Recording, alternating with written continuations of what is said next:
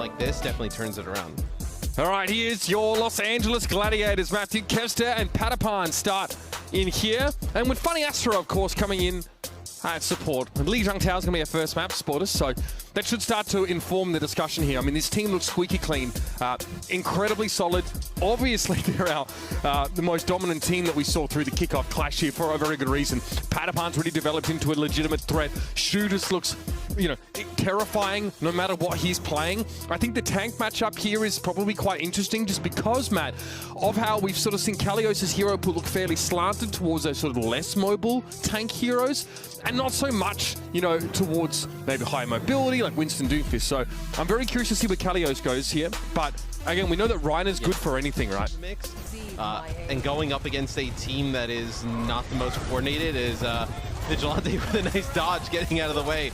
Unfortunately, Krillin doesn't make it. Yeah, not sure what the idea was there. Krillin on Lucio, by the way, so a bit of a different feel. Normally we'd see opener in that role. So credit to Vigilante, doesn't die first in his debut match, but he leaves Krillin there to sleep with the fishes. Kalios down, Shu's able to pick him off there, and that's a nice little main wall, going to make it very hard, impossible in fact, for Happy to return to his crew. His Arctic expedition is over. Shu's getting picked off at the start of these fights. Shu's positioning fairly aggressively. Here he's actually leading his team in final blows. It definitely makes him subject, though, to Happy just finding a rail shot across the map. Here's Vigilante in a pretty safe position, all things considered, but I can't say the same for Krillin once more. Sleep dart on the Reiner. The May wall. Here's a Blizzard as well. Vigilante might have a health pack, but he's going to be unable to get away with this one. Meteor Strike. Drop onto Patiphan. He walls himself off to try and back away, but Vigilante was on the right side of the wall, enough to get rid of Patty. And yep, the power block isn't going to save Kalios. He can't touch, and the Gladiators get it done. Sound barrier here just preemptively. The Gladiators know there's going to be a bit of a stash ahead of them here. Krillin going to reciprocate now. Overclock from Kevster here. Hoping to flank around and put a bit of pressure on. He needs to find an early kill, but with Happy going down, that is a huge boon in this fight. Funny Astro strikes a critical blow against the Justice, who now have to work it with 4. Great disruptor shot placement. That's going to be a lot of free damage, and the Justice had to walk into the meat grinder there. Kevster knows there's a Mega right next to him, and with Kalios out of the picture now, you like the mechanisms to threaten this backline outside of Decay. He'll just be forced away with the Super Soaker. And there it is. The Justice concede the first map of the series. Yeah, that disruptor shot is huge. It puts down some damage, slows a bit. And then Kevster's putting down some damage, and what do? Do you want to run towards the Sojourn? He's just going to dash and run away. You can't run towards the other way because the Reinhardt is swinging in the doorway with the May there as well to wall it off. Puts the Justice in a really tough position. Yeah, remember, if you want to return to DC in a flash, just click your heels together 3 times and say the talent is there over and over again until you wake up at home. Stick around, everybody. Map number 2 is right around the corner here, but the Gladiators off to an imperious start.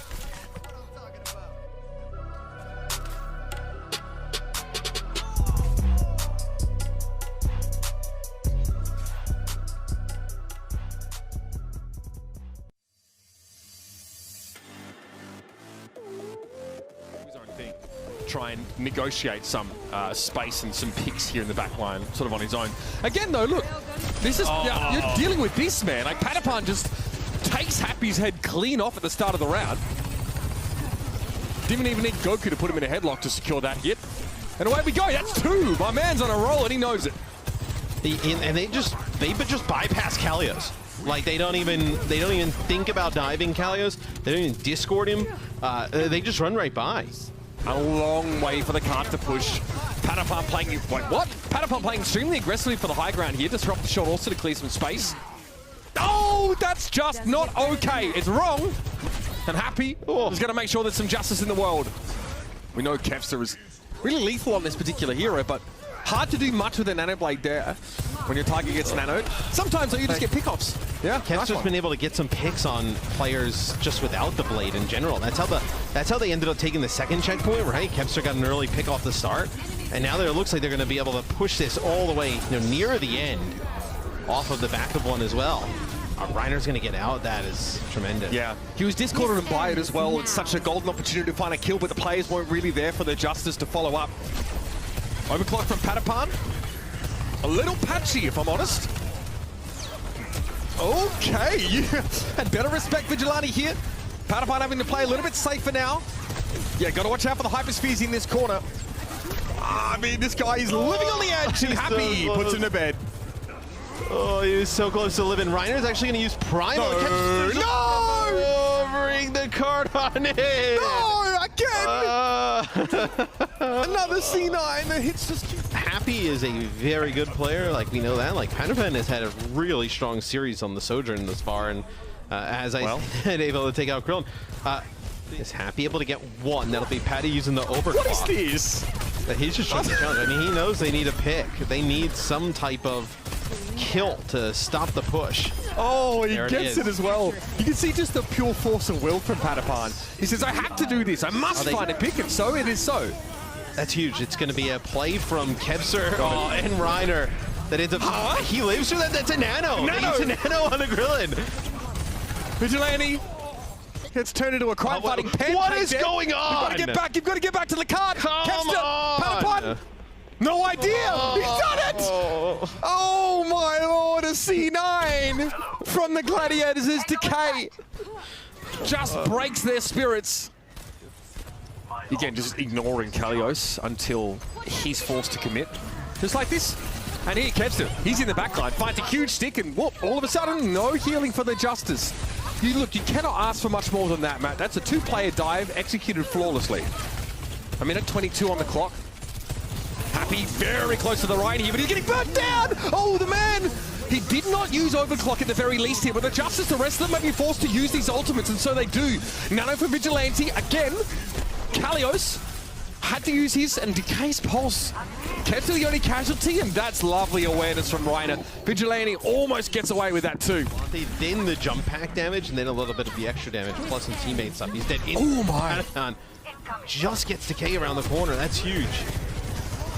Again, it's one of the highest value things you can do with this ultimate. Get a Tracer mid-flight. Skewed sends a volley of orbs, but it reveals his position. He gets taken down, and it's a deep extension here for the Washington Justice. And Nanobu's given over towards Reiner and Kalios respectively, but Kevster finds the pulse ball and Happy. And Decay is down. No DPS, and well, an aversion to standing on the card again for the Justice. Hunter making it clear in the chat. Yeah, they had 3 players. They had 2 DPS missing, and card is lava, Matt. This is the way it goes. We actually saw the Armored Titan and the Card Titan join forces in that round. Yeah, Patiphan had another really strong map. I think the Justice looked much better playing those slower comps, based around that Sigma. Stick around, everybody. The Justice need to figure it out, and they got one more map to do so.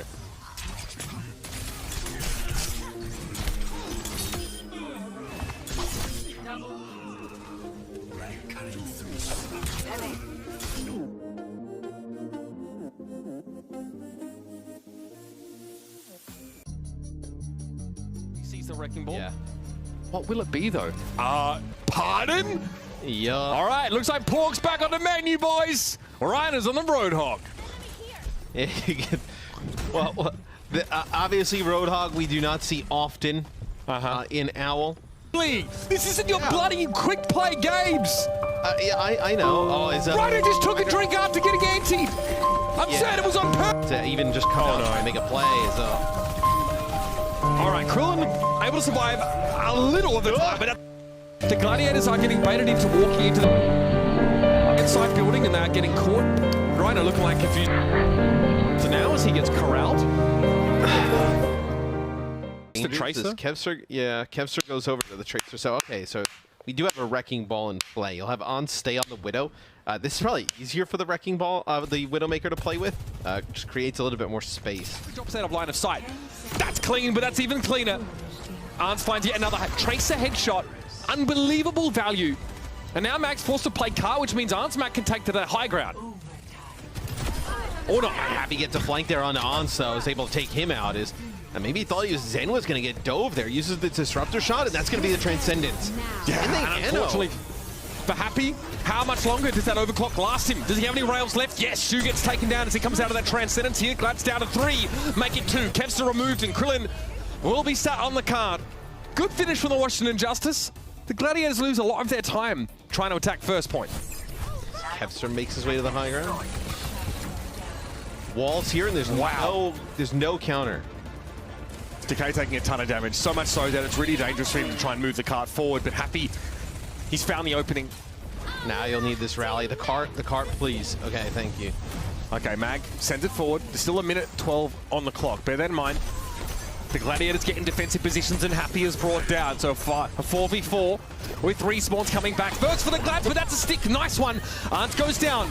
Decay now considers his next target, but Kepster's got a nano boost on him here. He's a little scary right now.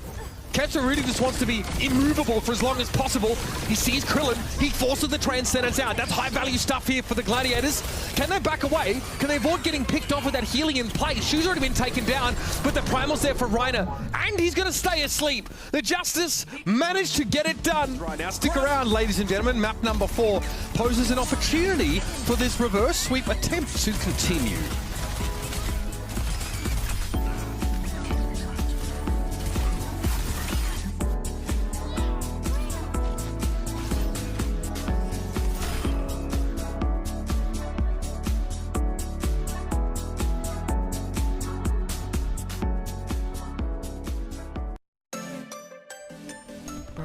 Alright, Kempster trying to put some pressure in the back line here. Happy takes an early hit, but Krillin gets stunned up initially by Reiner, who slept, and Bio, and it still doesn't matter because Funny Astro cleans him up.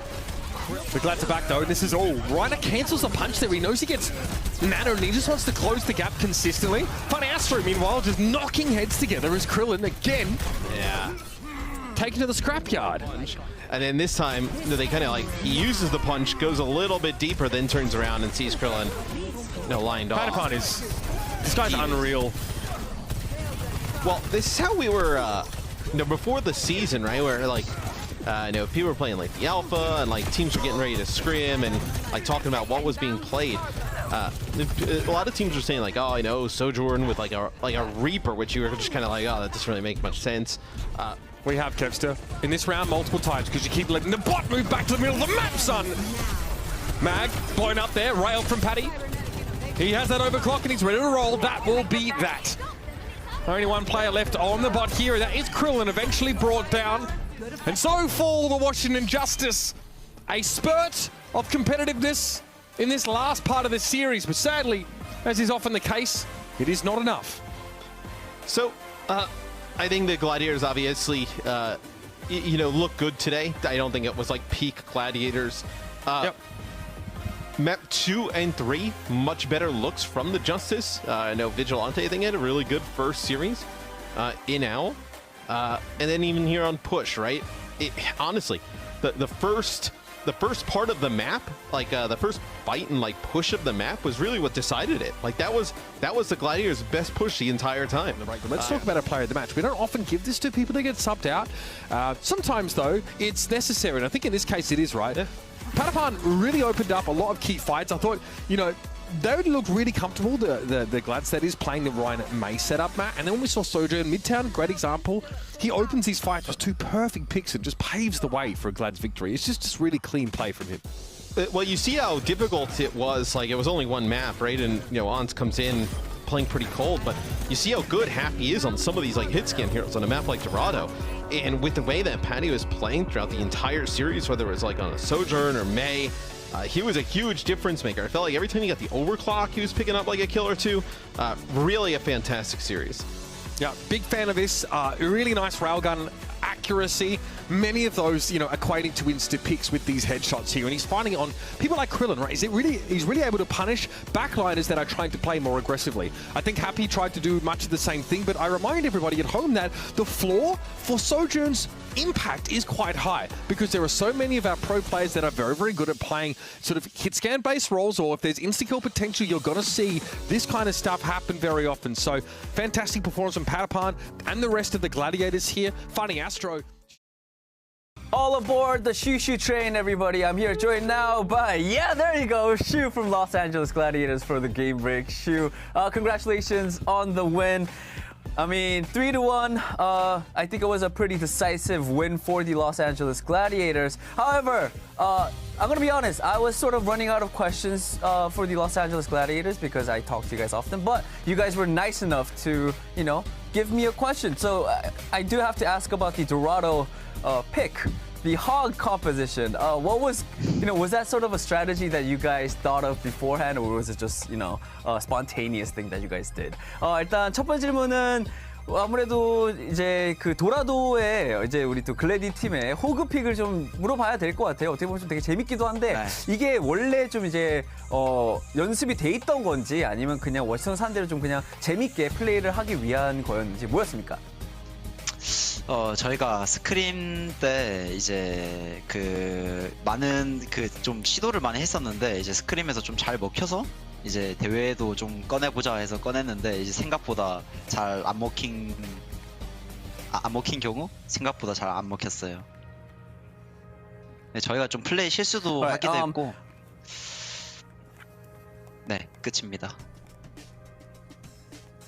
네, 알겠습니다. Alright, so Shu says that, you know, during scrims, it was actually practice. They tried using the scrims, and apparently during scrims, it did work really well. But however, when it came for the match time, you know, of course they made some little bit of mistakes here and there when they were running the hog composition, but mainly it just didn't work for them.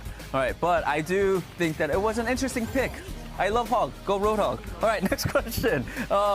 I mean, Shu, I think everyone would agree that you are one of the best flex supports that we have in the league, but I just want to get your thoughts as one of the top flex supports in the Overwatch League.